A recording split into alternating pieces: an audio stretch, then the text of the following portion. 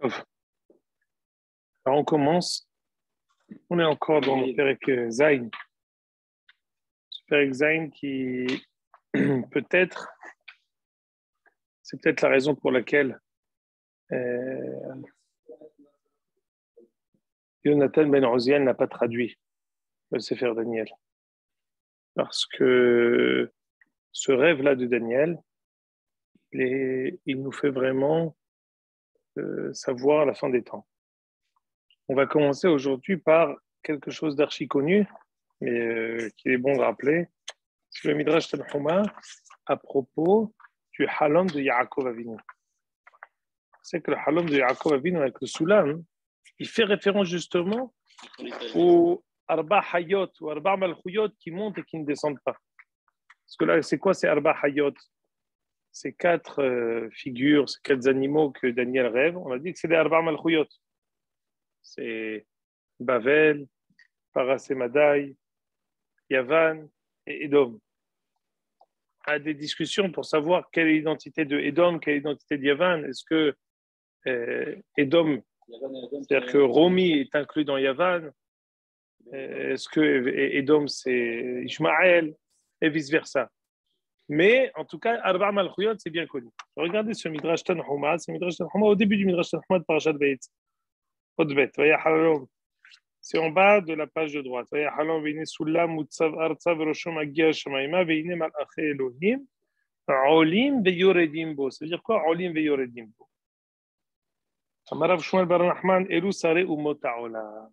C'est de qui s'agit-il ces malachei Elohim? On sait qu'à chaque fois qu'on veut désigner une kol umma velashon, on dit que le sar de la umma. Par exemple, Rashi traduit que lorsqu'Israël a vu Mitzrayim mort au bord du fleuve, Rashi dit Sarosh al Mitzrayim. Il a vu le malach de Mitzrayim. Amar Shmuel ben Nachman melamed shera kadosh baruch hu le'avinu Yaakov. Kadosh baruch hu a montré à Yaakov Sarah shel Bavel ole 70 ukin veyored. Il lui a montré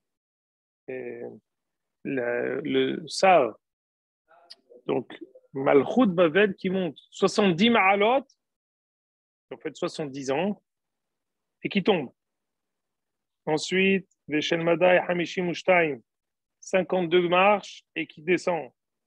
Ce qu'on dit Olim Veyoredim, c'est en fait la montée fulgurante de chacune de ces Malchuyot et ensuite sa dégringolante. Veshel Yavan, Mea Ushmonim Veyored, 180 et ça descend. Veshel Edom, Ala Velo Yada Kama. Il n'est pas descendu. Peut-être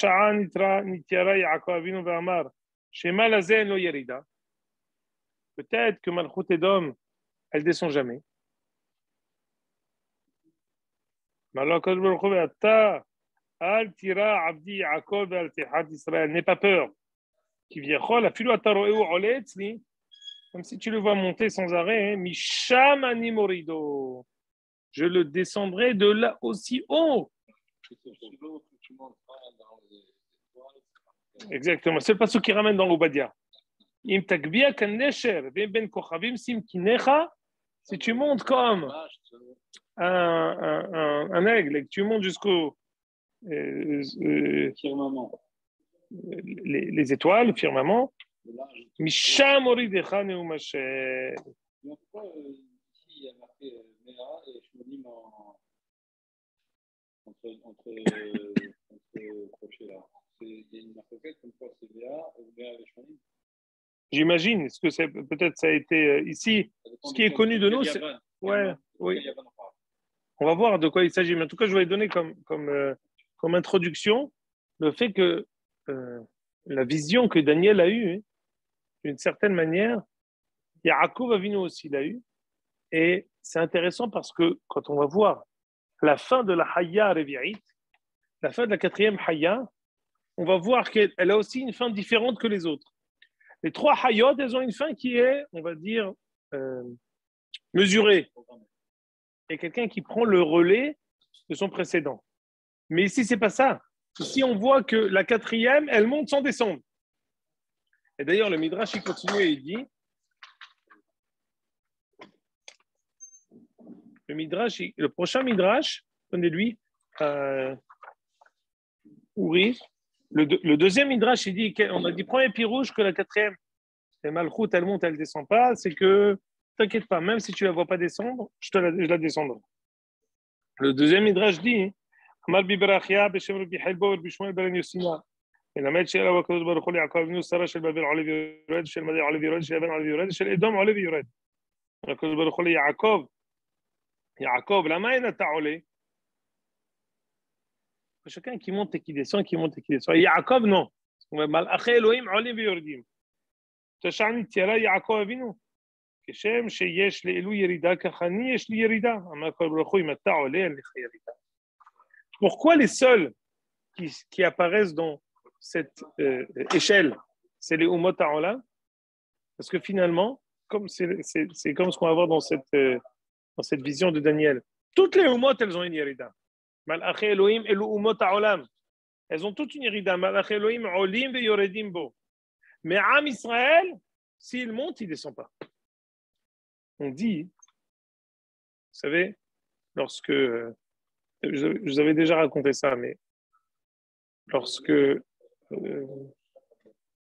l'Allemagne s'est tournée vers Israël lors de la Deuxième Guerre mondiale pour attaquer, c'est parti en Rav Herzog, qui était à l'époque le grand rabbin d'Israël, le Gadol Hador. Alors Herzog s'est dit, il ne faut pas avoir peur. Al tira avdi Yaakov. Mais Kublano, on a une masoret ish mipi ish ad Moshe Rabbeinu, que la bi'a shlishit en aharea galut. Le troisième retour, Am Israël qui revient pour la troisième fois. La première fois, c'était quand on est rentré d'Égypte, c'est avec Yehoshua. La deuxième, c'est avec Ezra. Ces deux-là, il y a une galoute. Destruction du premier Beth Amikdash et la galoute Bavel. La destruction du deuxième Beth Amikdash et la galoute Édom avec Titus. Mais le troisième retour, en aharav galoute. Imata ole, atalo yored. À exclure, c'est exactement ce qu'on va voir. On va voir que quand tu vas voir le Malchut Revi'et, qui va arriver. On va voir ensuite deux visions extraordinaires de Akadosh Baruch Hu qui est assis sur son kissé avec des livres et du Melech HaMashiach qui vient sur des nuages et qui vient nous sauver. Et en fait, la venue du Melech HaMashiach, on peut l'expliquer comme on voudra, mais en tout cas, la perte de la Malchut Revi'it ou le début de sa perte, il va correspondre ensuite à une montée sans descente. Et ça aussi, c'est inclus dans le rêve de Yaakov Avinu. Quand il était là-bas à Aramoria Enze Kim Bet Elohim Veze Sha'ara Shamayim. Donc là, c'est une introduction à notre étude aujourd'hui, car en fait, la vision de Daniel a précédé à cette vision ce rêve extraordinaire de Yaakov Avinu. Maintenant, on revient au rêve de Daniel. Daniel, il a vu comme première chose, on avait dit, regardez, dans Pasuk Gimel, Arba Hevan Ravrevan Salkan Minyama. Pasuk Dalet. Kadmita ke Aryeh Begapin Dineshar La. Alors je répète, qu'est-ce qu'on voit? On voit une tête de lion, des ailes d'aigle. Ensuite, les ailes, il se déplume, il se tient sur ses deux pattes et on lui donne un cœur d'homme. Regardez ici ce qui est écrit, je vous le relis. Kadmita ke'aryeh, sa face comme un lion, Gapin d'une écharlée, des ailes d'aigle, Hazeh habitat dimeritu gapa, on voit que on le déplume, on tilat min ar'a, ve'al raglain ke'ena shakimat, se tient debout sur ses deux pattes, ou evav ena shiahivla, et on lui donne un cœur d'homme. Alors l'image ici, elle est claire. Je donne ici ces psukim-là, c'est des psukim dans Jérémie. Perek Dalet, on le dit souvent dans Asara Betevet, quand on veut dire que Bavel a commencé à faire le siège de Yerushalayim. Alors il y a l'un des Tahanonim, l'une des miséricordes, c'est Aryeh Alam Isubocho. C'est quoi Aryeh Alam Isubocho? Le lion est monté de la broussaille. Subocho, ça peut être la tanière, mais ça peut être aussi, en fait, il est venu d'une forêt broussailleuse, comme il a chon, Nehaz Basevach de Karnav, Mesubach, exactement. Alors, regardez ici les psukim. Ce que je veux vous dire, c'est que la vision de Daniel, on avait lu au début de notre étude à propos de Daniel, qu'il avait parfois presque une vision plus haute que le Nevi'im. Et entre autres, ici, on va voir que la vision de Daniel, elle correspond à des visions des plus grands Nevi'im comme Yirmiya et comme Yehezkel. Alors ici, le premier pasuk ici, regardez dans Yirmiya Dalet, dans Pesukim Hevav Zayin. Hevav Zayin Had. Je vous l'ai dit, je vous l'ai traduit. Jérémie dit à Am Israël, Gidou Yehuda Yerushalayim Ashmi'u, dit à Yehuda, à Yerushalayim, Imru, Tik'u Shofar Ba'aretz, Kir'u Mal'u, Imru Yasfu Navo Al-Ara Mifsar. Rassemblez-vous, j'ai quelque chose à vous dire. Seunes Sidiona, Izu Al-Ta'amudu Kira'a Anochi Mevi Mitzafon Veshever Gadol. Levez un drapeau à Sion. Faites savoir que je vais venir amener du Tzafon. C'est quoi Tzafon? De Babel. Quand on dit Mitzafon Tipata Hara'a, c'est quoi Mitzafon Tipata Hara'a? C'est la Haftara de Plata de Puranuta. Mitzafon Tipata Hara'a. C'est Nebuchadnezzar. Jérémie leur dit du nord va arriver le mal. Comment il le dit?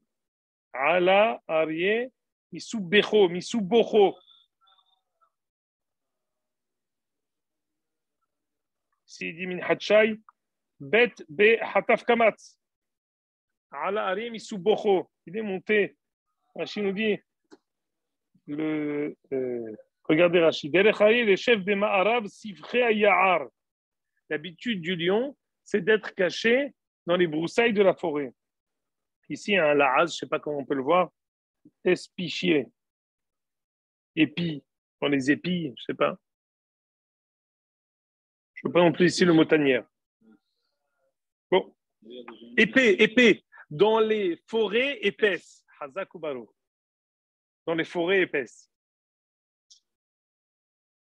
Et on regarde pas ce qu'il dit. Jérémie à propos de Nebuchadnezzar. Attention, c'est un ustensile et un cli mashhid, c'est quelqu'un qui détruit tout, pas seulement les juifs, même les goïms. Il va détruire toute Israël. Il va rendre toutes les villes désertes. Sur ça, pleurer. Ça veut dire quoi? Alors que Nebuchadnezzar, c'était un lion. Nebuchadnezzar, il était terrible. Nebuchadnezzar, c'est une tête d'or. Le premier rêve qu'il a eu. Nebuchadnezzar, c'est la Ga'ava de Nebuchadnezzar. Nebuchadnezzar, c'était quelqu'un de terrible. Malach Bakipa. Ça veut dire quoi quand on dit qu'il avait des ailes d'aigle? Regardez les psukim de Yehezkel que je vais vous donner. Hop, 1, 2, 3. Regardez, Yehezkel, Perek Yudzain, Pasuk Aleph. Vaïd devar Adonai Elai Demor Ben Adam, Houd Hidaum Shol Mashal Bet Israël. Quand Boko demandait à Yehezkel, vas-y, donne une prophétie à Am Israël. Amarta, quoi, Amar Adonai Elohim, Nesher Gadol, Gedol Aknafaim, Erech Ha'ever, Ha'ever, Malé Hanotza, Sherlo Arikma. Ba'el al-Lebanon. Je ne vais pas copier la fin de la suite parce que ça. Et Hezkel dit à Am Israël, Han-Nesher Agadol. Aujourd'hui, c'est délicat parce qu'on appelle le Rambam Han-Nesher Agadol. Quand on veut parler du Rambam, on dit Han-Nesher Agadol. C'est le grand aigle.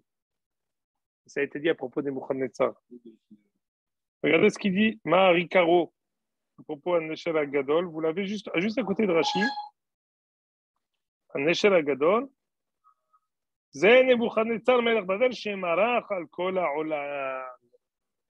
Quand on veut dire un aigle, c'est-à-dire qu'il avait une possibilité de voler. Il volait sur le monde entier. Il survolait le monde entier.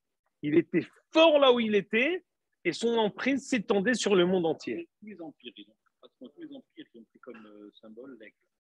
Pourquoi? C'est à cause de ça, les empires qui sont sans limite. Un aigle, son drapeau, pas son drapeau. Les écussons, c'est des aigles. Les aigles. Rome aussi. les aigles. Alors ici, on voit que Daniel, il s'est, comment dire,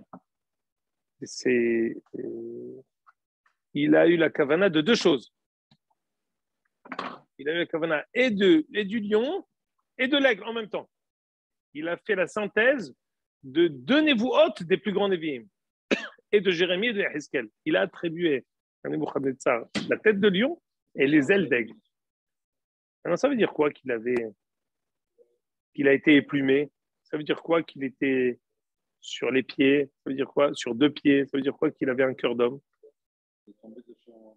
Hazakubaro. On sait très bien que Nebuchadnezzar, à la fin, il a été déchu, il a eu une faim, il a eu 7 ans, il était comme un animal. C'est-à-dire que son statut extraordinaire qu'il avait, il a perdu. La bravoure qu'il avait, le cœur de lion. Richard, cœur de lion, ça veut dire quoi? Ça veut dire qu'il avait un cœur de lion, il bravait toutes les difficultés, il n'avait aucune peur qui arrivait à le faire frémir. Eh bien, Nebuchadnezzar n'avait plus, c'était plus Richard cœur de lion, c'était Richard cœur d'homme. Il a perdu son cœur de lion. Et c'est la fin terrible de Nebuchadnezzar. À Ad Khan, la première Nevoua qu'on a vue, pardon? Non, parce que ça ne nous intéresse pas. C'est-à-dire qu'il est revenu, et il était comme une chaya pendant 7 ans. Il est mort après. On ne dit même pas comment il est mort, comment il a été enterré. Au revoir. Il a été. C'est là, on sait qu'il s'est fait tuer. Et on sait qu'ensuite il y a, Dariavesh Hammadi qui est venu. On a vu lui dans les prakim. Non, on a prétendu que Evil Merodach, il a peut-être régné pendant les 7 ans. Et Dariavesh, son frère, Belshazzar, son frère, ou le petit-fils de Nebuchadnezzar, il a pris la suite. Ça, c'était la suite. Donc la Malchut Bavel a continué. Mais Belshazzar, il n'a pas laissé. C'était pas significatif. On va dire, l'empereur du monde, il a eu une fin où il est devenu un illustre inconnu. C'est ça ce qu'on veut dire, que la grandeur de quelqu'un qui était Kol Yachol, il est devenu un illustre inconnu. C'est une fin terrible. Exactement, on avait fait cette remarque. Le fait qu'on ne raconte pas la mort, si pour la mort de Yaakov Avinu, on dit, on a fait Rofim, tout Mitzrayim l'a pleuré, il y a une paracha entière à la fin de paracha de Vayehi, c'est Nebuchadnezzar. Pardon? Oui, mais après il est parti, c'est ça. Oui, mais c'était pas significatif, il est parti, il est rentré dans les oubliettes du monde. Il n'a pas eu quelque chose de ça, il n'est pas parti. Non, mais il n'est pas parti. Non, il a perdu. Il n'est pas parti comme ce qu'il est venu. Voilà, il n'est pas parti dans la gloire. C'est ça ce qu'on veut dire. Très bien. Ensuite, je vais vous dire une autre chose. Et pour nous, c'est extraordinaire. C'est un limoud moussari. Il peut y avoir parfois des gens qui sont braves, qui voient tout en petit. Une force physique et qui n'ont pas de suite dans les idées. Ils n'ont pas ce qu'on appelle de marof. Ils n'ont pas de possibilité de voir les choses en grand, d'imaginer, d'avoir ce qu'on appelle de la suite dans les idées. Il y a des gens qui ont de la suite dans les idées, toutes les secondes. Tu leur parles quand ils ont 70 ans, ils disent « Ah, tu sais, à ton âge, j'ai pensé à ça, j'ai pensé à ça. » Pourquoi tu ne l'as pas fait? Ah, lui, il aurait pu être le roi du monde, mais finalement, ça reste que des rêves et que des idées. Il n'a rien fait de sa vie. J'aurais pu. Pourquoi tu n'as pas fait? Et il y a les deux en même temps. Le lion avec les ailes d'aigle.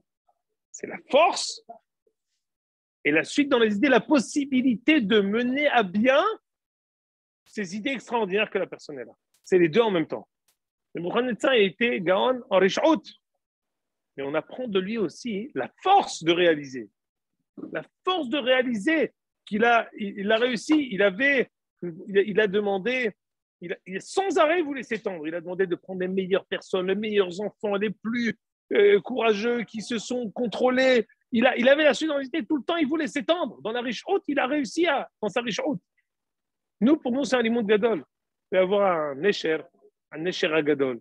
Rambam, c'est un Nesher à Gadol. dans l'ampleur qu'il a eue du monde sur le monde entier. Il a changé la face du monde. Mais il s'est donné la possibilité de le faire.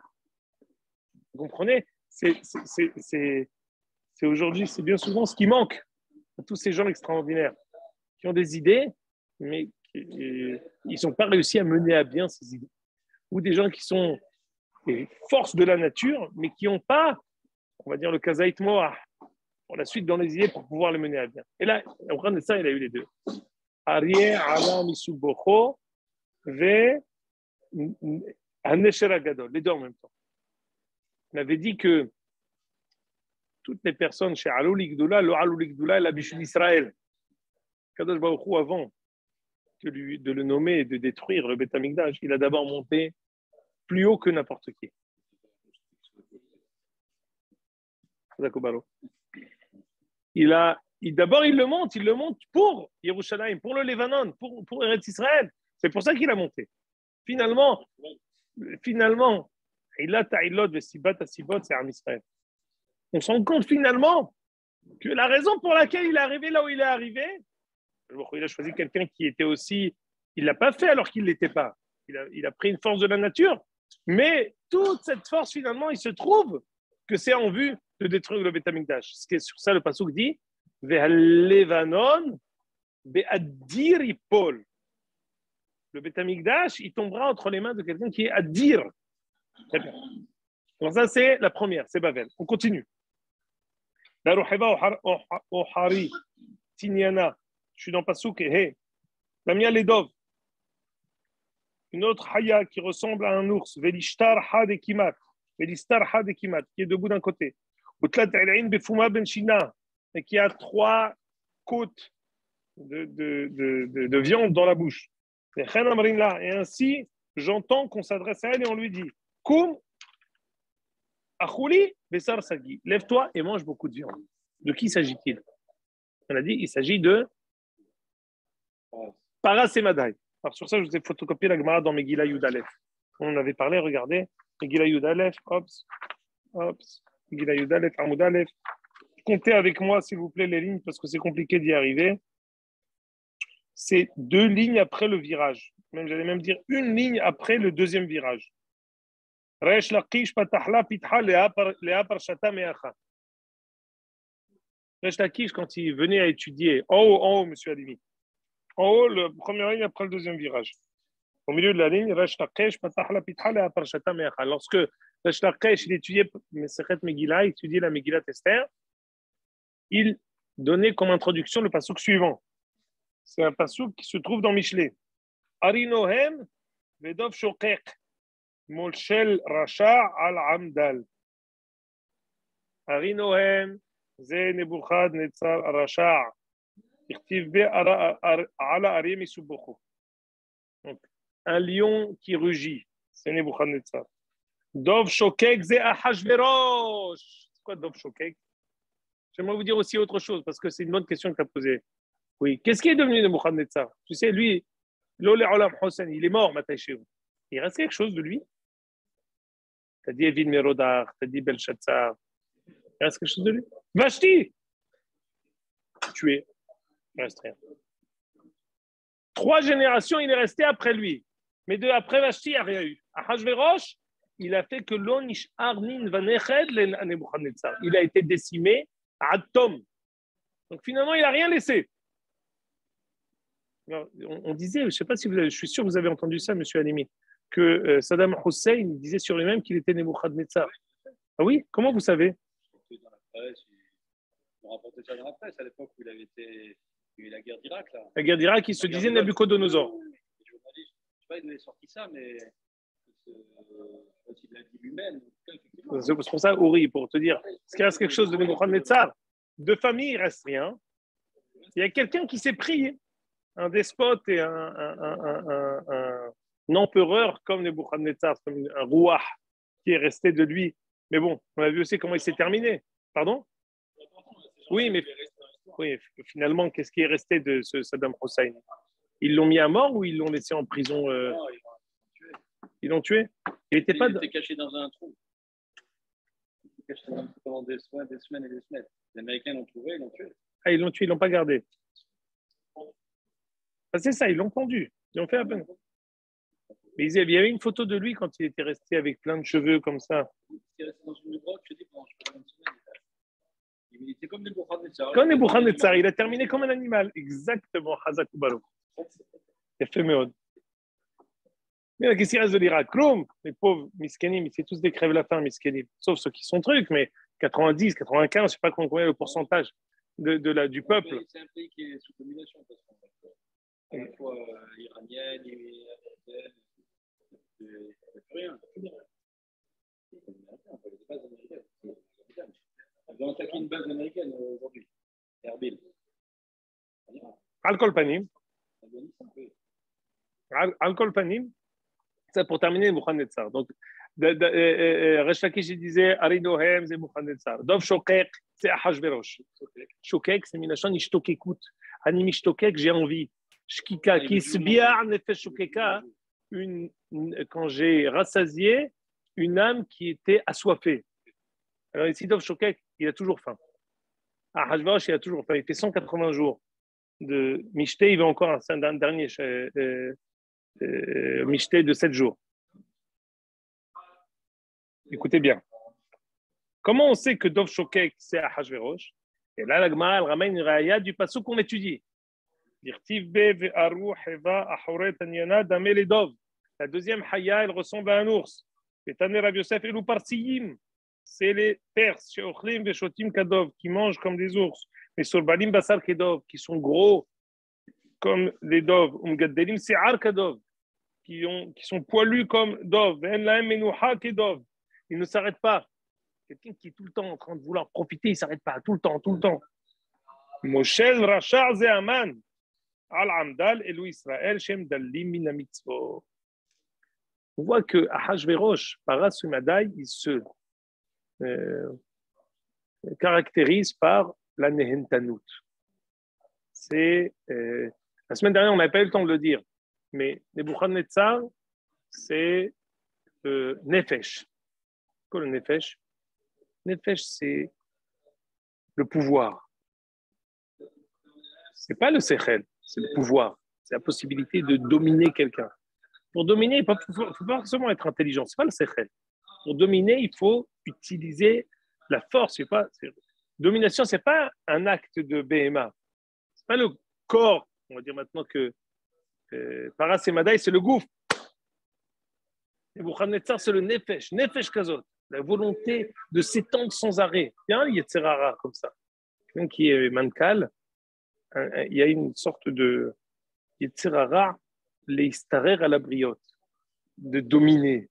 Quelqu'un qui est, on dit, Shlosha Akadosh Baruch Hu Boché, l'un des trois, c'est Parnas Ala Tzibour, quelqu'un qui domine sans raison, quelqu'un qui domine d'une manière disproportionnée. C'est pas bon. La domination, elle doit être toujours mesurée, sinon ça devient une dictature. Et Nebuchadnezzar, c'était le Nefesh. Parasemadaï, c'était le gouffre.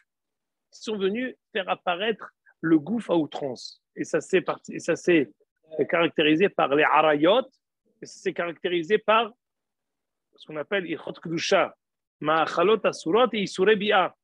Ce même Mishté, il a fait znout avec sa femme et achila ishtia en ones. Très bien. Ça, c'est pour la deuxième haya. Alors, regardez, voilà la troisième haya. Mais attention, les trois bouts de viande, regardez ici ce qui est écrit. 3 bouts de viande, il y a plusieurs mahlokot. De quoi, ces 3 côtes-là, à quoi ça fait référence? Est-ce que ça veut dire qu'elle s'est partagée en 3 rois? Qu'est-ce que ça veut dire ces 3 côtes? Voilà ce que dit Rashi. Et tlat il'in befoumé. Il avait 3 côtes dans la bouche. שלוש צעות רבותינו תרשו ג' מדינות היו תמיד מורדות בה ומשלימות עימה פעמים בולעתן ופעמים פולטתן וזה בפומה בין שני הפעמים חוץ לשני הפעמים לתוכן. Parasemadaï, ils ont dirigé, mais ce n'était pas une domination qui était totale. Il y avait une sorte d'interaction avec les gens qui étaient dominés. C'est pour ça que la viande a été en dehors de la bouche. Parfois, quand j'ai quelque chose qui est au bout de la bouche, parfois je le mâche, parfois je le ressors. Rachid dit non. C'est les trois rois. C'est qui? Koresh, Ahashverosh et Dariavesh et Ben Abai. Voilà les trois rois, ça se partage en trois. Venez, on vient à la troisième haya. Batar Dena, Hazavid Ve'arou Hore Kinmar. Trois îles qui n'arrivaient pas À conquérir. Hazakubaro. C'est ça qu'à la fin de la Megillah, on parle de Iye. Iye Ayam. C'est ces mêmes îles. Il a réussi à la fin de la Megillah à mettre un impôt, à lever un impôt sur ces trois îles. Hazakubaro. Merci. Batar Dena, Hazavid Ve'arou Hore Kinmar. Maintenant, le troisième qui est Yavan, c'est comme un léopard. Qu'est-ce qui est particulier au léopard? Alors, c'est ce qu'on a tendance à dire. Mais qu'est-ce qu'elle dit la Mishnah? Elle ne dit pas la vitesse, la Mishnah. Elle dit Heve'az kannamer. La chutzpah. Az panim la gehinnam. C'est la chutzpah. Yavan, ils sont venus avec le sechel. Yavan, ils ont voulu mettre en avant tout ce qui est. Alors, ça se discute, parce que d'un côté, Yavan, ils ont amené tout ce qui est culte du corps, avec les Jeux Olympiques et tous les Jeux.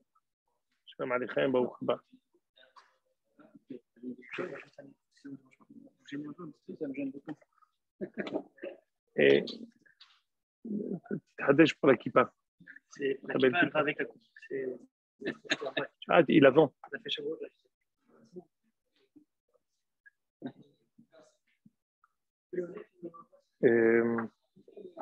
C'est en même temps le jeu et en même temps, en fait, c'est une tarboute entière.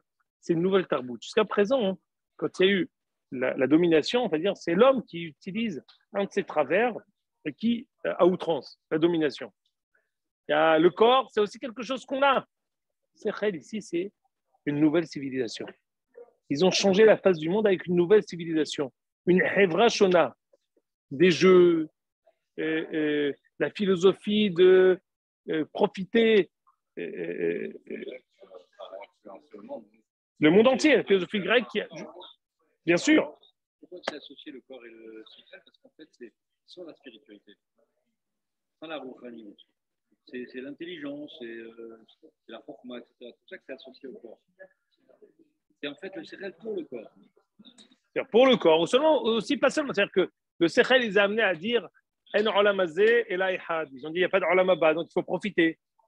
L'hellénisme, c'est profiter.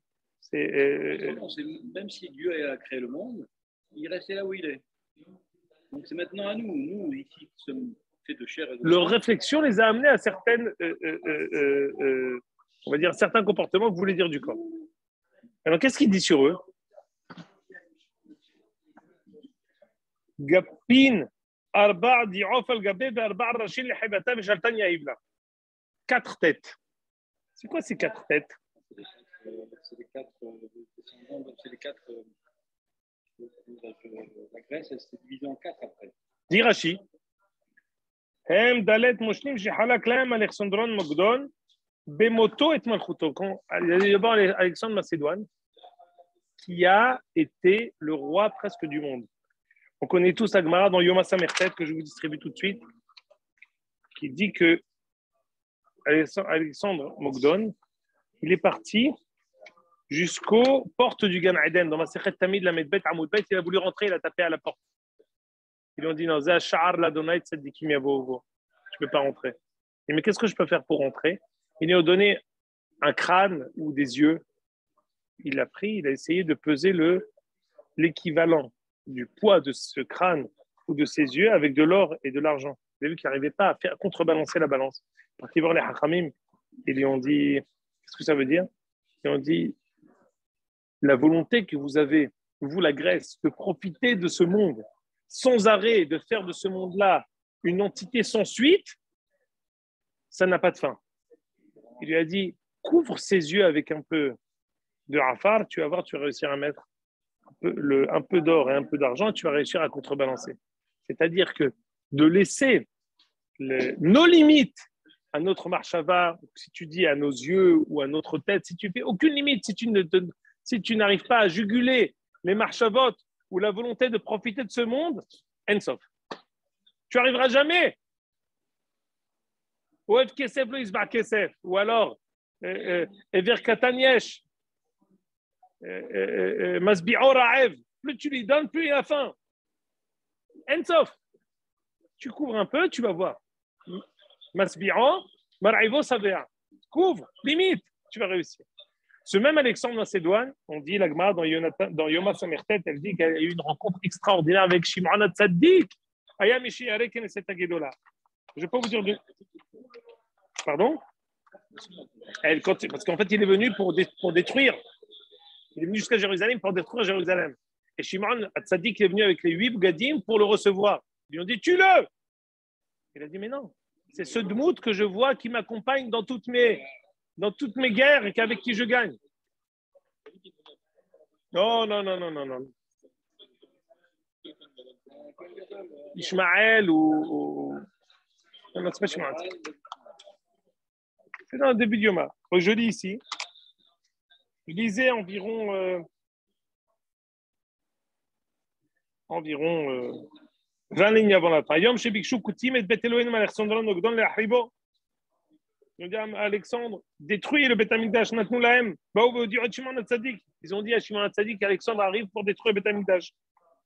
Ma'asa la Vajbik de Keuna et Ta'tabik Teuna, mais Yikira Israël Imo. Il est venu entouré des Yikira Israël, des Avukot Shel Or Bideen, avec des torches. Lecholala, la Lour, Chim, Tzadra, la Lochon, Tzadra, Tchala, Moudajahak, Jahara, Madlam, Yalalu, Amrolo Yehudim, Shemardu Becha. Les Koutim qui nous ont vendus, ils ont dit non, ça c'est les Juifs qui se révoltent contre toi. Tue-les. كمان שהגיע לאנטיפאזה החכמה ופגעו בזה כיוון שראה שמעון הצדיק ירד ממרכבתו והשתחווה לפניו. Quand il y avait Shimon HaTzadik, il s'est prosterné devant lui. אמר לו מלך גדול כמותך השתחווה לי. הוא disait, comment tu te prosternes devant Shimon HaTzadik? אמר להם דמות דיוקנו שזה מן הצעד לפניי בבית מלחמתי. אמר להם מה באתם? אמרו אפשר בית שמתפללים בו עליך ועל מלכותך שלא תחרב? יטעוך עובדי כוכבים להחריבו. Ils t'ont trompé. Ne les écoute pas. Nous, tu veux détruire cette maison-là, que grâce à elle, tu réussis. Ce que je veux vous montrer ici, c'est que l'hégémonie d'Alexandre Mokdon, elle était extraordinaire. Il avait même la si'ata d'Ishmaël de Shimon HaTzadik. D'ailleurs, il y a une Gemara dans Avodah Zarah qui dit, ça c'est important par rapport aux 3 Malchouyot qu'on a vu aujourd'hui, que lorsque Rabbi Yosef ben Kisma est parti vers Rabbi Hanina ben Teradion, il lui a dit, mais pourquoi Rabbi Hanina ben Teradion, tu enseignes la Torah? Malchut Romi, elle a demandé d'arrêter. Qu'est-ce qu'il a répondu? Rabbi Yosef ben Kisma, il dit Rabbi Hanina ben Teradion, Are minash shamaim imnichu otam. Toutes ces Arba Malchuyot, ce n'est pas une erreur. C'est Seder HaOlam. Akadosh Baruch Hu leur a donné la couronne. Ici, quand on voit que Shimon HaTzadik qui prie pour Alexandre Mokdon, ça veut dire qu'il y a ici une dynamique où Akadosh Baruch Hu qui inclut dans la création du monde, Akadosh Baruch Hu, il laisse la direction du monde par ces Malchuyot-là. Et nous, on doit réussir à gérer et à vivre et à survivre avec eux. C'est ça ce qu'on a avec Shimon HaTzadik qui prie pour Alexandre Mokdon.